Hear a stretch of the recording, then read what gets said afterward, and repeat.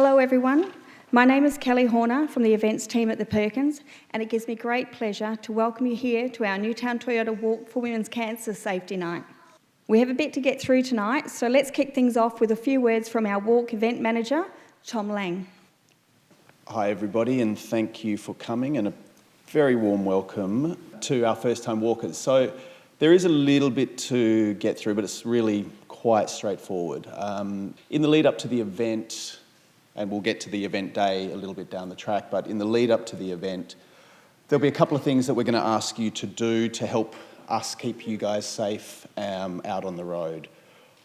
One of those things will be, it's called online check-in. So as we approach the event, it'll be a couple of weeks out from the event, we're going to ask you to log on to your dashboard on the website, and then along here there will be a tab. You can't quite see it there now because it's not active, but there will be a thing there called online check-in. You'll click that, and then that will take you through to this page here, and on that page will be there's these 4 checklist items that we'd like you to complete. They are for your safety and for us to be able to keep you safe out on the road. So it'll be things like making sure you're across the terms and conditions of the event, agreeing or acknowledging once again that you've agreed to make the fundraising minimum, completing your emergency contact details, and adding any medical conditions if you've got them. We'll then keep that on file and make sure that we have that at hand should we need it on the day. We will then get you to book your pack pickup. So pack pickup, every walker that participates gets a pack, and it's full of the goodies, rewards and incentives that you've earned along the way, and that happens here at the Perkins also. So in the week leading up to the event, we'll get you to book a time with this very simple calendar. You can book a slot and a time that suits you, and then you'll come into the Perkins to collect your pack. In that pack will be all the things that you need for the event, including your identification bibs and safety wristbands and all the extra knowledge that you'll need. You can pick up for your team members. You don't have to pick up just for yourself. So in that booking system, it makes it quite simple for you to pick up for team members if that's what you would like to do. Then we get to the event day. So on the morning of Saturday, the 27th of April, we'll be on site from 5, but you guys don't need to get there that early. You can come anytime from 5:30. Opening ceremony will start at 6:30. Highly recommend that you're all there to be part of that. It's a very emotional and heartwarming ceremony, and it really reminds us all why we're there. After the opening ceremony, the walk starts at 7 o'clock. You can do your walk in one of 3 ways. You can walk on the day of the event, you can walk 5 kilometres, you can walk 35 kilometres, or you can walk 42 kilometres. That's up to you to decide. If you're going to do 5 kilometres as part of your challenge, we recommend that you do 5 kilometres a day for the 6 days leading up to the event, and then do your final 5Ks with us as part of the event. That way you get to do the distance as well as enjoy all the ceremony and the celebrations. So then I'll just start to show you a little bit of the course. So while this is not 100% confirmed yet, and don't worry, you will get all this further down the track closer to the event in emails. You will be able to put it on your phone and have it with you on the day as well. The 5 kilometre walk is this one. All walkers will start at the same time at Riley Oval at UWA, and then walk out of UWA across Stirling Highway down to the Perkins. You walk through here on the morning, and then go out into Shenton Park and surrounds, back into Kings Park, and then back to Riley Oval. Shouldn't take much longer than, an hour tops. So you'll be able to come back to Riley Oval, have breakfast, coffee, celebrate your achievements, chat with your family and friends, etc. Then we've got the 35k walk, which will do exactly the same, coming through the Perkins. Then it will vary a little bit, go a little bit deeper into Shenton Park, Daglish, and then back into Kings Park, all the way through the city, Elizabeth Quay, and around to Optus Stadium, and then back around the river all the way to Riley Oval. There will be pit stops, aid stations, fuel stops, whatever you like to call them, about every 6 kilometres. So each stop will have toilets, water, food, snacks, fruit, etc. So you don't need to worry about bringing any of that stuff with you. It'll all be out on course. Lunch will be had here at the Marathon Club in Burswood Park, and there you'll be provided with a full lunch as well. So you don't really need to bring anything. Bring a refillable water bottle. There will be water obviously all along the course as well. And then there's the extra 7Ks that turn it into a marathon. Now, in the past, this has come basically at the very end of the event, and we felt it was pretty heartbreaking, to be honest, to have people walk virtually past the finish line and then go, I'm off for another 7Ks. So we've changed it. We've brought it in to happen now. It'll come after lunch. Those who choose to walk the extra 7Ks will go around Burswood Park, here into Belmont, and then up the river, and then back down, and then join the course back there just at the casino. What do you need to bring? Pretty straightforward. In your pack that you collect, you will get a lot of these little items that we've got on the list here. But obviously, if you think you need more, please do pack more. There will be plenty of medical support out on course. We'll have podiatry at lunch stop as well as at the finish. We'll have St John's Ambulance out on course, and we'll also have a lot of people with basic medical knowledge and care available on course as well. So if you need things tended to, like blisters, etc., then we will have podiatry that can do that at lunch. Also, if you do get into any discomfort that is too much to handle, you can always call the phone number that will be on your wristband, and then we'll be able to come and pick you up and take you to wherever you want to go next, whether it's to the end or to the next pit stop or whatever. So we're always going to be there if you need us. At the end, you'll walk across the finish line where you'll be able to celebrate your achievements, have a nice drink, have some food, get with your friends and family, and really just celebrate what you've just achieved. So there'll also be massage and podiatry at the end because you might be sore. We'll also have what we're calling the wishing tree. Now, this is just a nice little touch that we'll have there for people to put messages on why they're walking, who they're walking for. You'll be able to hang it on a tree as a lasting note, and we'll be keeping that and making record of those lovely notes. You are doing a wonderful thing. We genuinely appreciate it. It makes the world of difference to us here at the Perkins and to our researchers. And we thank you for that. Thanks, Tom. Star Physio have been one of the longest standing community partners of the walk. They provide the much needed massage and podiatry at UWA, and they also support our ride event.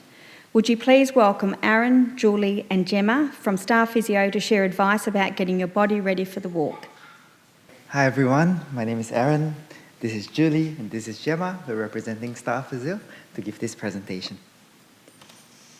So this is the outline for the Star Physio presentation. We'll be highlighting the final 4 weeks. I'll be giving some training tips and injury management. Julie will be providing some advice on foot care and blister prevention, and Gemma will be giving you some tips about nutrition. About me, so I share this picture because this was me back in the army. I'm from Singapore, so this is the only way I can relate to long walks. This is what I used to do for 2 years, and the longest I ever done is 32. So I felt the pain at the end. So I understand what you guys are going through when you go for the walk in a month.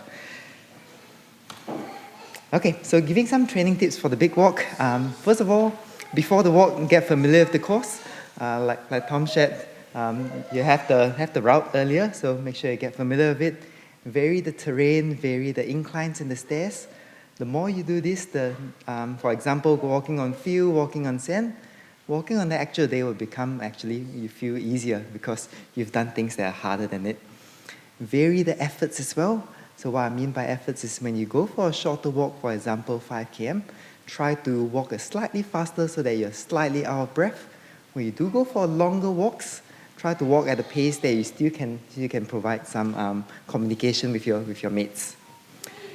Make sure you get enough rest as well. Rest is important for muscles to regenerate. And the last thing that you should do is cross-train. What I mean by cross-train is don't just do the walking to get better at walking. Cross-training means you can go for a run, you can go for a swim, you can even go for a cycle. Something that's different, or even gym. Something that's very different from walking can actually help you boost your fitness, allow your recovery of the muscles used for walking, and maintain the engagement with walking. I stole this graph from the website, and it just gives you a bit of guidance, if you haven't seen it before, a bit of guidance on how you progress gradually. We encourage at Staff Physio to train through niggles, but don't train through your injury. How we judge whether it's a niggle or injury is using the traffic light system. If it's red, we tend to classify it as an injury. If it's yellow or below, yellow or green, we tend to classify it as a niggle. Niggle, usually the words in blue, mild pain during activity is okay, acceptable, and is safe, provided it settles quickly. Okay, we don't want you to train through any sharp or persistent pain. If it's not, that's not okay, and make sure you get a physio review so that you can complete the walk with a peace of mind. Some common walking-related injuries are this stated above, over here. And like I mentioned, using the traffic light system, green and yellow, which is a pain level of 0 to 5 out of 10, very, very safe to train through. However, if it gets higher, make sure you get some help and get some consultation. Okay, moving on to my last slide, just sharing a bit about injury prevention. The old saying goes, prevention is better than cure, and we know that doing some weight-bearing exercises such as squats, lunges, and calf raises, things like that, can help to boost your mood, sleep quality, metabolism, and the list goes on. And also, what it does is it helps with prevention of osteoarthritis and osteoporosis. And as Staff Physio, we do a group exercise class twice a week for 6 weeks, just to help people with these conditions stated over there. Okay, next we'll move on to Julie. Hi everyone. I decided to join you guys for one of your long walks before in Kings Park to have a bit of a feel of what it was like. I come from a triathlete background, so running, that sort of stuff is always... So joined you guys for Kings Park. I've ran that 9K loop before. I'm like, oh, this is easy. I'll catch up with a friend. We'll do a bit of a chat. I'm walking with you guys and I'm chatting away with my friend and I'm going, oh my gosh, we were holding back the group behind us. Like the gap just kept increasing. So the pace you guys walk at is pretty serious. And I think I really commend you guys on how special the whole event is. So I think I saw when everyone put their hands up, there was a big majority here where it's your first time. And I'll imagine that's probably your first time walking that big distance as well. And I think it's a really special thing you guys are doing. So coming here today, from a podiatry point of view, while this is all fresh, it's not so close to the event, you can kind of take in the information and just get yourself better prepared. So I'm sure everyone's walked to a point where their feet have started to ache. And I guess I wanted to just cover a few tips to make the day a bit more comfortable. So when you are at some point suffering and hit the wall, you know you've done everything you could to kind of avoid that point or push on as far as you could. So foot care and blister prevention. There will actually be a podiatry station for you guys for that because we anticipate that something's going to happen. Someone will lose a nail. It's just the way it is. But from a foot care point of view, as you are doing more walking than what you normally will, calluses and corns will form. What they are is basically extra skin formation when you are striking the ground as heavily as what you are. They do form, and rather than allowing it to sort of just become excessive and become a friction point, try to get them attended to. So you're either using your pumice stone, you're moisturising regularly, or you're seeing a podiatrist. And we recommend that you get that all sorted at least 2 weeks out so that your skin, all of that stuff is not completely raw. You've still got some mature skin to sort of handle and cope with the long distance you're about to walk. Nails, you definitely want to attend to them and trim them, but definitely don't go cutting them short just a few days out before the race. Remember that when you do walk, your feet will start to swell. So if you cut your nails too short, that's when those ingrown nails will form. Every step will start to become really painful. So just make sure that to-do list gets done. I guess nails a couple of days out, 2 weeks out, just any skin stuff, get that sorted.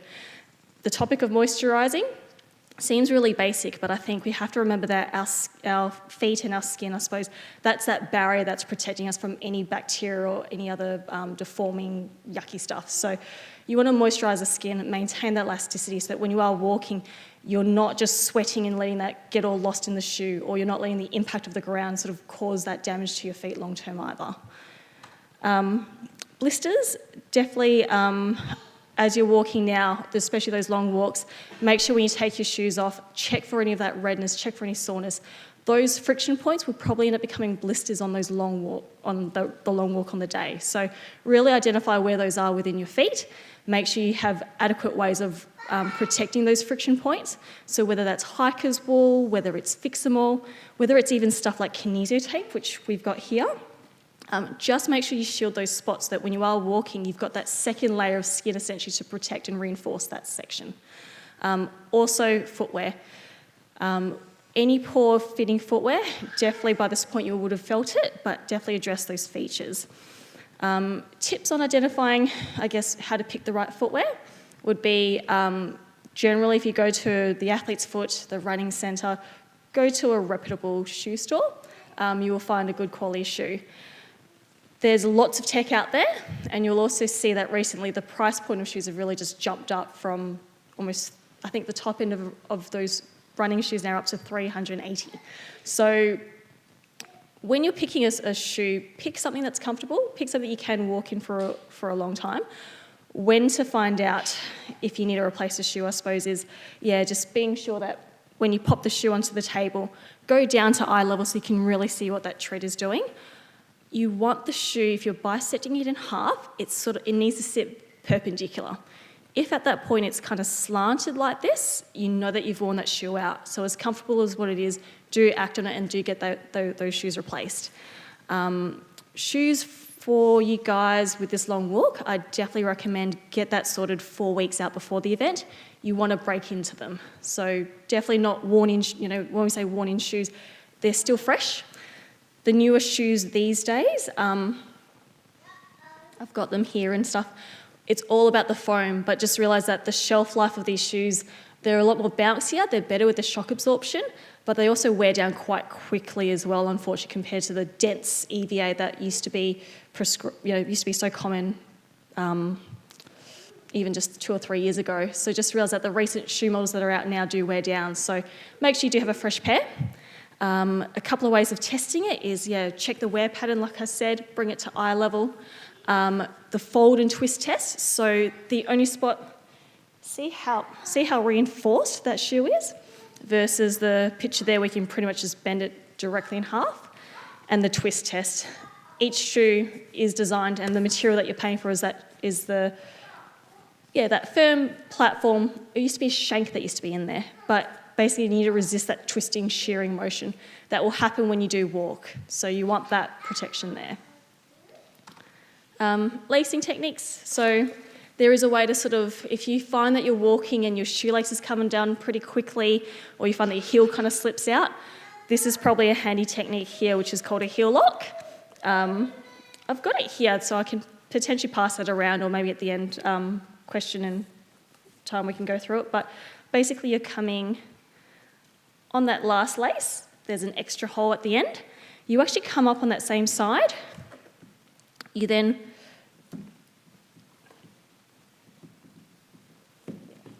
you come up on the same side. You feed that lace into the opposite loop. Feed the other one into the other one that way.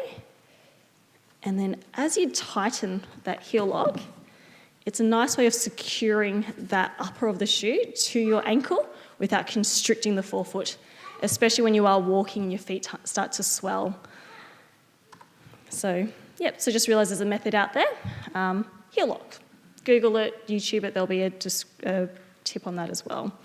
You shouldn't have any foot pain or symptoms while fastening your laces, so that comes back to that same topic where if you do notice that it just feels too tight, potentially it might not be the right shoe, and we can give advice around that as podiatrists as well.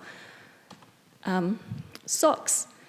The ones you've been practicing in are the ones you'll use on the day, is the quickest tip. And Ninja socks are pretty popular. bamboo moisture wicking socks are what we'd recommend. I've got this little picture at the end here because I just want to sort of say to watch out for advertising where sometimes they'll market extra comfort or extra padding. Just realise while they feel great when you first start off with these socks, when you walk repetitively, these extra bits of padding become extra friction points. They actually rub and cause more blisters. So just be mindful of that you don't want anything that's overly, plush. You actually want something that's more moisture wicking when you're going for a long distance sort of walk. So just around socks, just realise that that's another friction point as well that you want to get on top of. And then I guess orthotics or insoles. If you wear orthotics, definitely do train and continue to wear them, and especially along with these long distances, keep those orthotics in. If orthotics is something you're dealing with a foot injury, you're working out whether you want orthotics leading up towards this walk, see your podiatrist, or we can give advice around that too. And then just realise that unless there's a specific need for them, orthotics are generally not recommended. You should be able to walk quite comfortably with your footwear. So if there's any questions around that, that's why we're here and one of the sponsors for the walk. So we've got podiatry on the course. We've given you advice on training tips. Gemma's going to go through the nutrition and give you a couple of tips around that. Hi. So fueling for 35 to 42 kilometres, I guess this is geared to more towards those two events for the day, but it's a long walk and it sounds like at a fairly cracking pace. So there are potential, where do I push this? Sorry.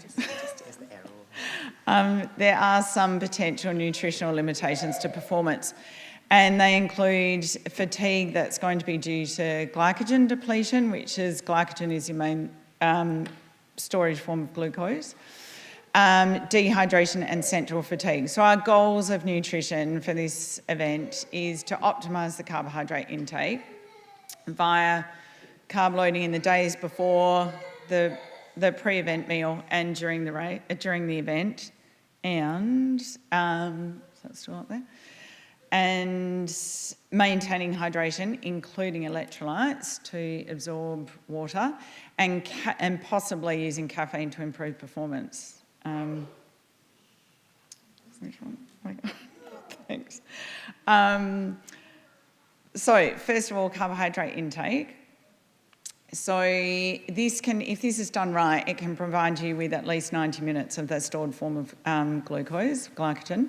So in the 1 to 2 days before the walk, what you want to aim for is somewhere between about 8 to 12 grams per kilogram body weight in carbohydrates. So say if you average that out, a 60 kilogram female, for example, 10 grams of carbohydrate, that comes out at 600 grams of carbohydrate for the 1 to 2 days before. That is a lot of carbohydrate. So if you think about like a banana is 40 grams, a cup of rice is 60 grams, so it's difficult to get that amount in, to get that glycogen optimised. So I think what you've got to do here, or what you do need to do here, is use higher GI foods which are lower or much easier to digest. So in that 1 to 2 days, you want low fibre, low fat, high GI type carbohydrate foods. So think like white rice, white pasta, white potato, orange juice, all these things that we don't normally encourage in an optimal diet normally. This is functional nutrition at this point. The pre-race meal, so on the day, pre-walk meal, a couple of hours before you kick off, you want to be aiming for about 1 to 4 grams of carbohydrate per kilogram body weight. Now, all these numbers sound a bit, oh God, but so that would be you're aiming for about probably, say, 100 grams of carbohydrate. That would be the equivalent of, I'll just name some very typical, everyone in our clinic seems to do these crazy races. So typical breakfast that everyone has is like a couple of crumpets with some jam or honey, that would equal 100 grams. rice bubbles, banana, bit of milk, that does it. Hot cross buns at this point would be a good one, maybe with some honey on top. And banana, all those sort of things are easy, again, low fat, low fibre, low protein at that point to just get in. You just want the glucose to get into the muscles. And you don't want anything else to take up space in your tummy, and you certainly want it to just be easily digestible. Right, and then during the race, what you're aiming for is about 30 to 60 grams carbohydrate per hour. So a gel is, for example, 25 grams, a banana, again, 40 grams. Lollies are, I shouldn't say this, but lollies are kind of the bomb. They're about 80 grams in order for us having lollies. Terrible. But they have their place, and this would be their place on the walk. The most important thing with carb intake is that you plan it, you practice it, and you personalise it. Don't do anything new on the day. Don't have any food that you're not used to on the day. Just keep it really simple and something that you've practiced walking on. Big difference. So, hydration, and this can definitely get you very fatigued if you're not well hydrated. The trick is to start well hydrated. So what you're aiming for, the biggest indicator of that in this situation is to aim for a light straw-coloured wee. And so I would practice knowing what that is now. And between individuals and within individuals, this is going to vary massively. So within the individual, this could be temperature on the day, the amount of clothing that you're wearing, the intensity that you're walking at, which race you've chosen, which event you've chosen, how long you're going to be walking for. All these factors are going to make a difference as to how much liquid you need to be taking in. So, I guess we all should be drinking, in the summertime, in air conditioning, all the rest of it, and hopefully we're doing a little bit of training and stuff like that, is probably 2 to 3 litres a day as a ballpark figure, but everyone is different. I've got some patients that work up on FIFO and they drink at least 5 litres a day on sites, and other people seem to get away with 1 to 2 litres. But just know what you need, start hydrated, and keep taking on water during the event. And there seems like plenty of stations to be able to do that.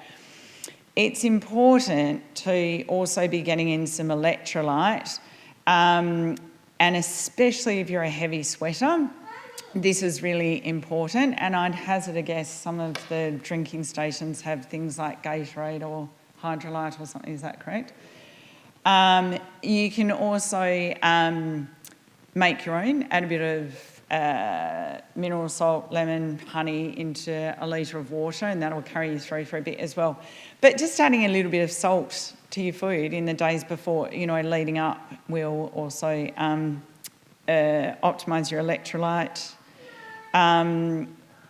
Electrolytes help you absorb the fluid that you're taking on, so it's no good just drinking water and it's kind of swimming around. You need to absorb it. Caffeine, so not everyone drinks caffeine, but I certainly would be if I was about to walk 42 kilometres. The caffeine that exists, if you went round to all the coffee shops in Perth, one shot would vary massively in the amount of caffeine that it had in it. Look, you're aiming for 1 to 3 milligrams of caffeine per kilogram body weight. One shot should have about 70 milligrams. So I would be having a 2-shot coffee before I kicked off. Coffee takes about an hour to peak in your system, and it lasts for a good few hours. It's going to lower your perceived effort. So it's a good little tool to use. But just beware of your gut if you're not used to coffee. I'd also be practicing that, if that's something that you want to do. So, most importantly, for everyone during the walk, nothing new on race day. Train with the fuel that you're going to be having during the walk. Keep it simple. Your main things to think about is taking on glucose to fuel you, electrolytes and water. and some typical foods there that people have. A lot of people have drinks. Most of those, like Gatorades and things like, and hydrolytes and everything, they have water, electrolyte, and glucose. So if you're not someone with a stomach that can digest foods that easily, they're a good thing to be able to have. And fruit is another one that everyone's, easily digestible. Low fat, low fibre, low protein. Okay. And after the event, it's sort of heading back towards what we want to do normally. Rehydrate, replenish, repair. So some people have chocolate milk after an event this long, which sort of ticks all those boxes. And then ideally something like a chicken and salad sandwich, egg and salad sandwich, sort of we're aiming to now get protein back in to repair muscles, and a bit of carbohydrate in bread roll, sandwich or something like that, and rehydrate. So you'll definitely be thirsty afterwards. So get that back in, and that's all.